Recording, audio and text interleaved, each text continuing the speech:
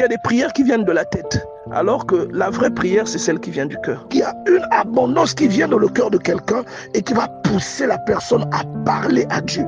À ce moment-là, ce n'est pas des paroles multipliées, ce n'est pas charnel, mais c'est quelqu'un qui prie avec son cœur. C'est ce qu'on appelle un amoureux de la prière, le fou de la prière, différent d'un prieur fou. Il y en a un qui est charnel, un qui ne l'est pas. D'un côté, il y en a un qui prie beaucoup, et de l'autre côté, il y en a un qui prie longtemps.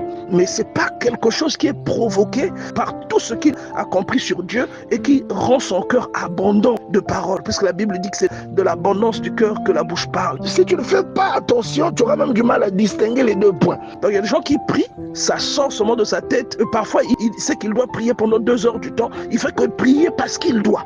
Mais ce n'est pas quelque chose qui est provoqué par l'esprit en lui. Donc celui qui a abondamment reçu le Seigneur, comme tu entends dans Job chapitre 4, celui qui boira de cette eau aura encore soif, mais celui qui boira de l'eau que je lui donne, des sources d'eau jailliront de lui jusque dans la vie éternelle. C'est celui qui connaît Dieu, il n'est pas charnel dans sa façon de prier. Parce que tu vois, la compréhension de certaines choses a un rapport avec la proximité qu'on a avec Dieu.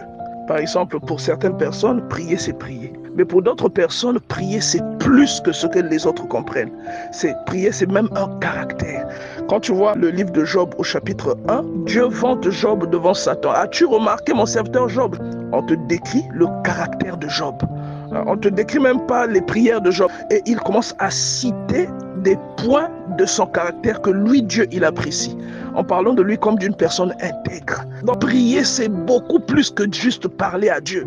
C'est toute une expression qui a un rapport avec qui on est. Donc lorsque Jésus est en train de parler de ceux qui multiplient les paroles, des vaines paroles, qui sont des païens, il parle des gens qui prient, mais qui ne connaissent pas Dieu. Donc, en parlant des païens, Jésus était très pédagogue. Historiquement, il parle des païens, mais tu vois bien que derrière chaque texte, il y a un enseignement, un message que Dieu veut passer à une échelle beaucoup plus grande qu'une échelle charnelle. D'accord?